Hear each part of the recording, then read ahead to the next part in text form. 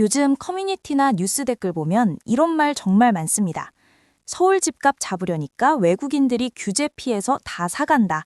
특히 중국인들이 강남 아파트를 싹쓸이하고 있다는 이야기 말이죠. 이 말 들으면 화도 나고 박탈감도 느껴지실 겁니다. 하지만 과연 이게 사실일까요? 오늘 제가 실제 등기부등본 데이터 17만 건을 분석한 결과를 토대로 그 실체를 낱낱이 파헤쳐보겠습니다. 먼저 가장 궁금해하실 전체 비중부터 보겠습니다. 올해 1월부터 11월까지 서울에서 집을 사고 등기를 신청한 사람이 총 17만 4,625명입니다. 이 중에서 외국인은 몇 명이나 될까요? 놀랍게도 1,787명, 단 1%에 불과합니다. 작년보다 조금 늘긴 했지만 내국인 거래가 훨씬 더 많이 늘어나면서 전체 비중은 오히려 작년보다 줄어들었습니다. 시장 전체를 흔들기엔 턱없이 부족한 숫자죠. 그럼에도 불구하고 왜 우리는 외국인이 시장을 교란한다고 느낄까요? 그건 바로 특정 지역에 대한 공포 때문입니다. 온라인에서는 중국인이 강남 아파트를 현금으로 쓸어 담는다는 서사가 아주 강력하게 퍼져 있습니다. 하지만 이 역시 데이터를 열어보면 완전히 다른 이야기가 나옵니다. 지금부터 국적별로 이들이 어느 동네 집을 샀는지 구체적인 지도를 보여드리겠습니다. 서울 내 외국인 매수자 중 중국인이 43%로 가장 많은 건 사실입니다. 숫자만 보면 중국인이 제일 많네라고 할 수 있죠. 하지만 이들이 산 지역을 봐야 합니다. 이른바 상급지라고 불리는 강남 3구와 마용성 지역의 데이터를 뽑아봤습니다. 이 지역에서 집을 산 외국인 583명 중 미국 국적자가 313명으로 압도적입니다. 캐나다까지 합치면 10명 중 7명이 북미 국적자입니다. 반면 같은 기간 강남 지역에서 집을 산 중국인은 71명에 그쳤습니다. 전체의 12% 수준이죠. 중국인이 강남을 점령했다는 말은 통계적으로 완전히 틀린 셈입니다.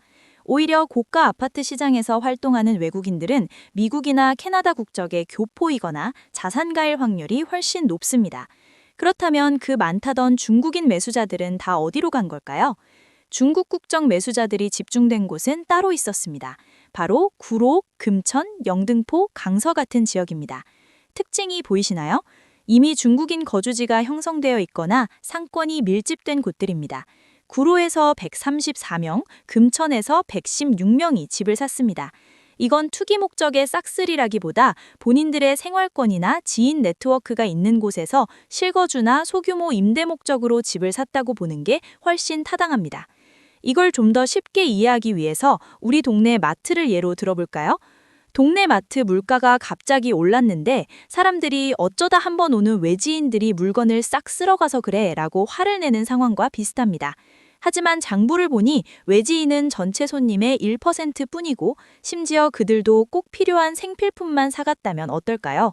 결국 물가가 오른 진짜 원인은 마트 내부의 수급 문제나 단골들의 움직임에 있는 거죠. 정부도 이런 여론을 의식해서 지난 8월부터 외국인 토지거래 허가구역 제도를 도입했습니다. 외국인이 땅이나 집을 살 때 허가를 받게 해서 투기를 막겠다는 취지였죠.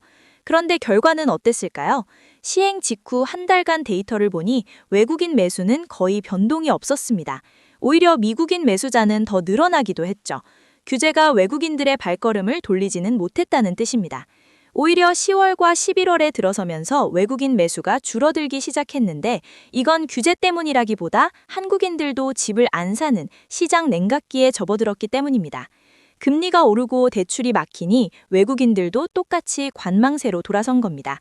즉 외국인들도 별도의 특수 세력이 아니라 한국 부동산 시장의 전체적인 흐름을 그대로 따라가는 투자자 중 한 명이라는 증거가 됩니다. 이제 우리는 근본적인 질문을 던져야 합니다.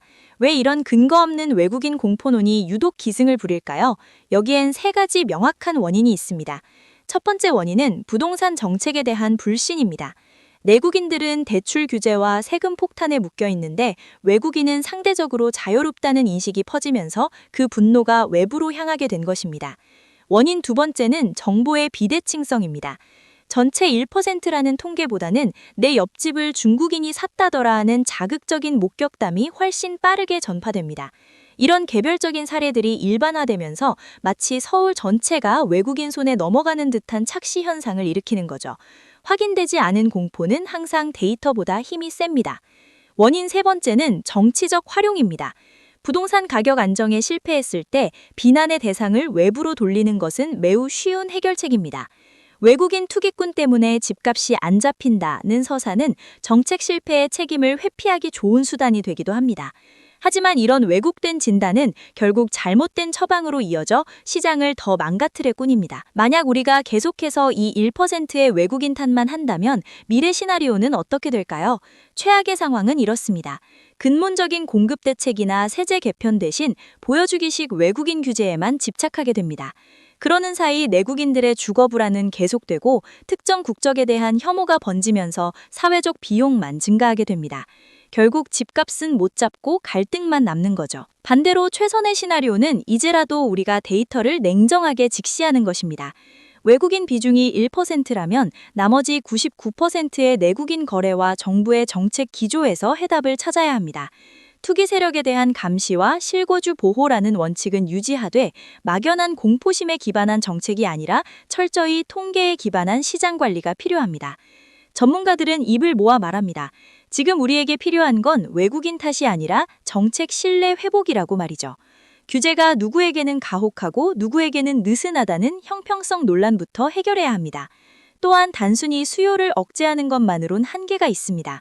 실질적으로 사람들이 원하는 곳에 양질의 주택이 공급될 것이라는 믿음을 줘야 합니다. 결론을 내려보겠습니다. 서울 집값 폭등의 주범이 중국인이라는 소문은 데이터로 볼 때 명백한 거짓에 가깝습니다. 강남은 여전히 북미 국적의 자산가나 교포들이 주를 이루고 있고 중국인들은 본인들의 생활권 위주로 실거주 매수를 하고 있습니다. 전체 비중 1%가 시장 가격을 결정한다는 건 논리적으로 앞뒤가 맞지 않습니다.